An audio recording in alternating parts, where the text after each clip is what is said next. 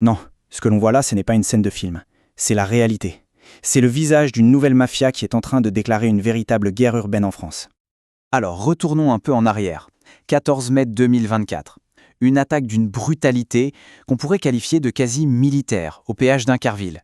Et attention, ce n'est pas juste un fait divers de plus. Non, c'est vraiment le point de départ, l'événement qui a tout révélé. Une nouvelle menace pour le pays tout entier.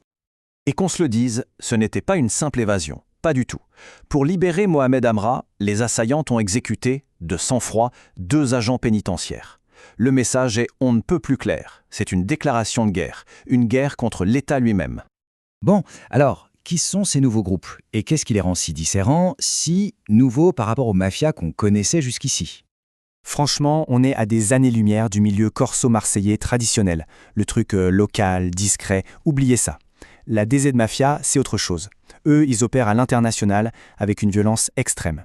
En fait, ils fonctionnent plus comme une grosse boîte, une entreprise moderne et sans pitié, que comme un gang à l'ancienne. Et cette citation, elle tape en plein dans le mille. Ces nouveaux trafiquants, ils soignent leur image, leur branding. C'est une vraie stratégie de com, très calculée, qui va de pair avec une violence complètement débridée. Parce que oui, dans les quartiers qu'ils contrôlent, ils ne font pas que régner par la peur, ils jouent aussi les bienfaiteurs. Ils construisent une sorte de loyauté, ce qui bien sûr rend le travail des autorités infiniment plus compliqué. Ok, mais attention, cette violence, cette stratégie de com, tout ça, ce n'est que la partie visible de l'iceberg. Parce que derrière, il y a une véritable entreprise criminelle, et elle se diversifie à une vitesse, mais fulgurante. Alors, leur premier nouveau marché, c'est l'extorsion. C'est simple, ils étendent leur emprise sur tout ce qui bouge. Les commerces, bien sûr, mais ils ciblent aussi des personnalités publiques. Le but, asseoir leur pouvoir, montrer qui est le patron. Leur réputation de violence, c'est leur marque de fabrique, leur carte de visite si l'on veut. Et du coup, des rappeurs aux influenceurs, plus personne n'est à l'abri. C'est ça qui rend leur menace si crédible. Et terrifiante. Et leur diversification ne s'arrête pas là. Ça va jusqu'à l'exploitation humaine, la prostitution notamment, avec une méthode particulièrement cruelle mais terriblement efficace. C'est ce qu'on appelle le piège invisible.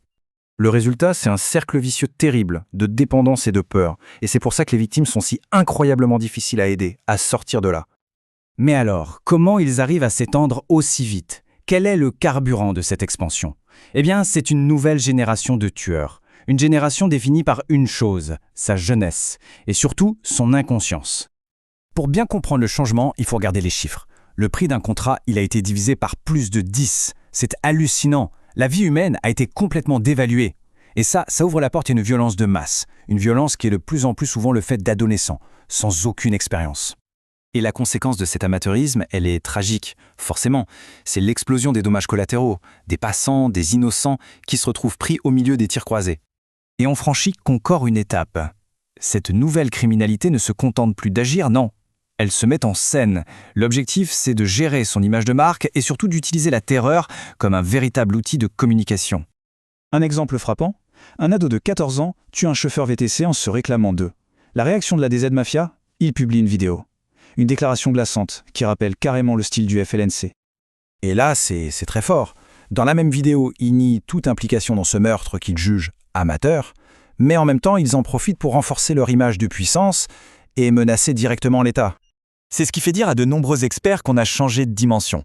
On n'est plus dans le crime de droit commun, on bascule dans autre chose, le narcoterrorisme. Et là, on arrive au point crucial. Cette évolution, c'est un vrai tournant. On ne parle plus d'une simple vague de criminalité. Non, c'est un défi direct lancé en pleine face à l'autorité de l'État. Pour bien saisir l'ampleur du truc, il faut regarder les chiffres. Ils parlent d'eux-mêmes. 7 milliards d'euros de revenus annuels.